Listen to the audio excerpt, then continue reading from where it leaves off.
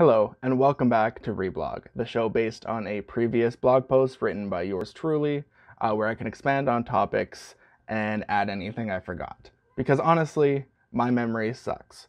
Autistic people have special interests, and they can vary in how they manifest and present outwardly. These are expressions of autistic joy in its purest form. However, due to misinformation, internet culture, and societal pressure, we are often put into positions where we suppress our special interests.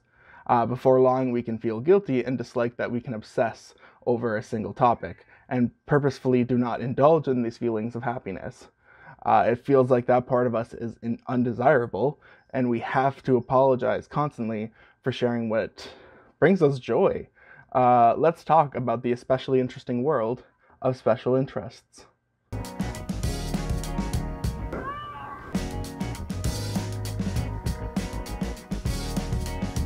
Special interests tend to be something that brings us a unique type of joy, a topic that we come across and we literally cannot help but dig deeper into. We immerse ourselves in facts, theories, practices, and skills, anything that is applicable with a specific special interest. Naturally, if we are extremely interested in something, we are going to want to obsess over it, gush about it, etc. Now, special interests can vary greatly in their subject matter. It can be a piece of media, for example, movies, TV, video games, a media genre, historical moments, figures, structures, also animals, and really, it can be anything. With such a wide range of content and how we can interact with it, special interests can manifest in many forms, like I said already. Usually there are a few constants, however. We will absorb and repeat any and all facts on the subject. We will view as much content about the subject as possible sometimes, and we might want to create content on the subject. Special interests are once again one of the purest forms of autistic joy, and it is so important not to shame people for sharing their special interests. One way for us to share our special interests with people that we love and care about is called info dumps. These are short periods where we talk solely about our special interest and share something that makes us happy. Some people find it annoying when loved ones do this, and to that I say this. I don't care, because we are constantly forced to live in a world inaccessible to us. The least you can do if you care about us is listen to what brings us joy. I cannot remember every special interest I had as a kid, but I can definitely remember some of the major ones. When I was very young, it was actually sharks that I was obsessed with. I had a bunch of books on the subject and talked about it like a lot. And beyond that, I really don't remember a whole lot about it. Trademark, my memory sucks. And then beyond that, I remember I had a big Titanic phase, and that is what I mean about historical events, actually. And what I mean by Titanic is I was interested in like what happened, what went wrong, and what they did going forward. I read books, articles, watched documentaries on the subject, and talked about it constantly. Ask me any of that stuff now, I couldn't tell you anything. Because, I had like that period where like it was this, and then I haven't thought about it in like at least a decade, maybe. In that, from that lens. And then like after that, and this one actually lasted a while, two different capacities, was Bionicles. And if you do not remember, those magical toys, they were made by Lego, and like, had the principle that you could build from the instructions, but use the pieces to build whatever. But instead of like bricks, it was ball and joint figures. Using ball and joint connectors, you can make like different things, and like people have made like giant spiders and like unbelievable creations with it, and it's so cool. And I would constantly build and rebuild new things with the pieces that I had. Watch the movies that they released, watch those All American Rejects official story videos that they put on YouTube. That's right, they also had a partnership with the All American Rejects, which I thought was like, in my young mind, was like, oh my god, this is the coolest thing ever. I don't know. It brought me a lot of joy in my life, and gave me time to destimulate away from the crap of the real world, honestly. And that is the thing.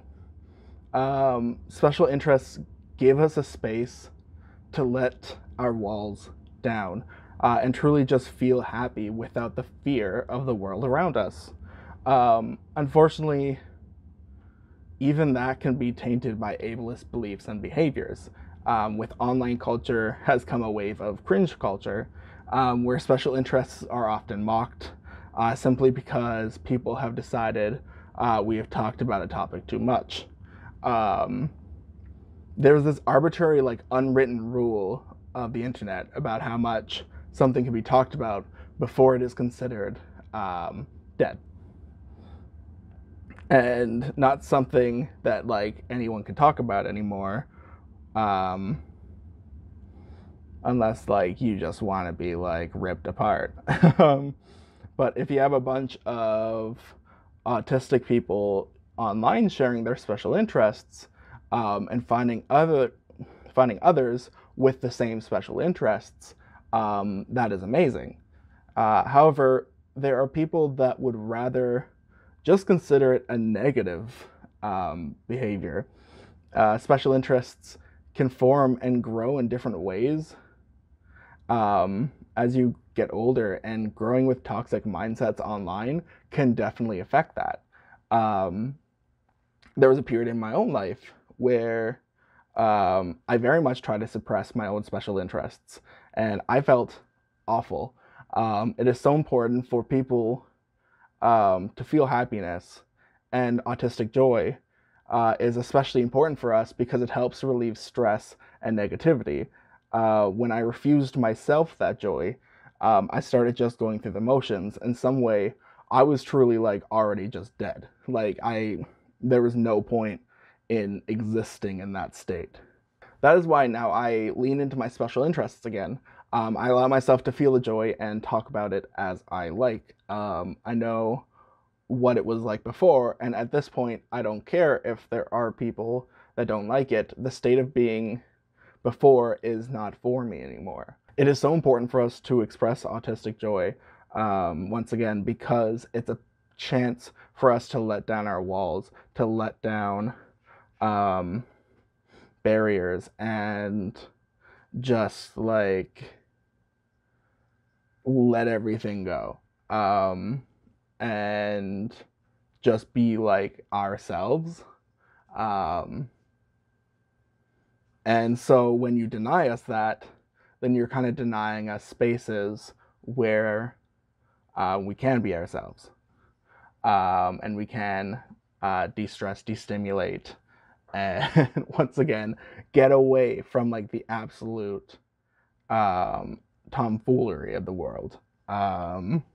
And for me now, I'm definitely less on the side of consuming content with my special interests, but more creating content about it. And I sometimes wonder if there's another autistic child out there that will see my content and know it is okay to indulge in special interests.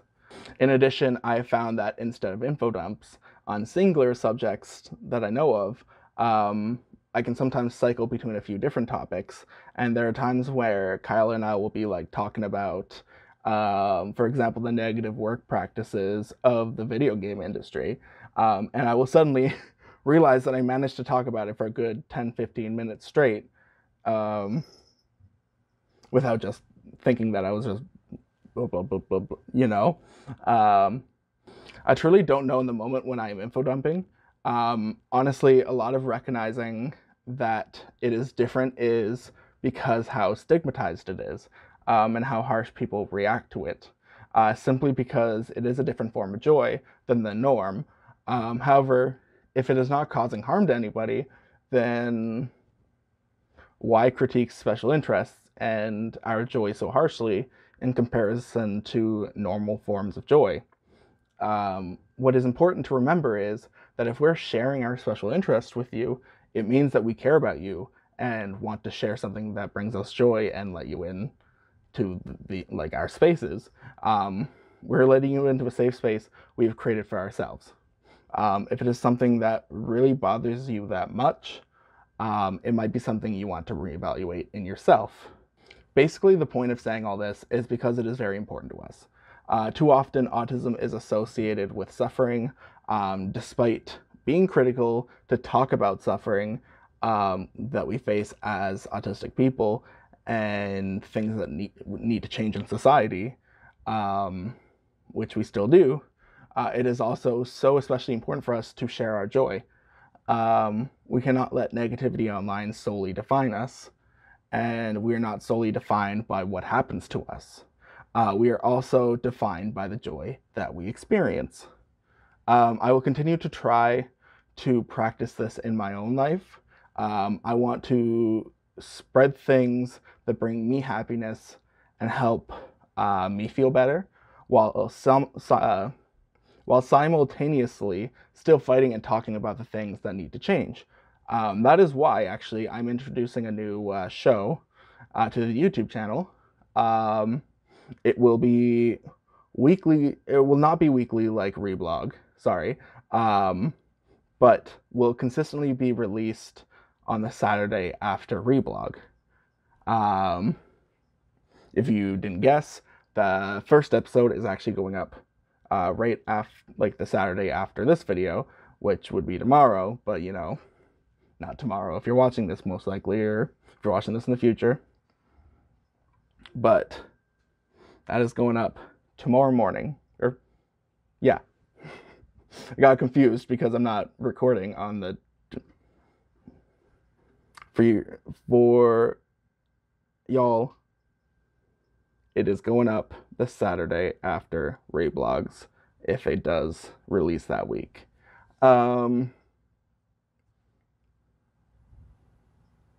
Anyway, please do not lose your special interests.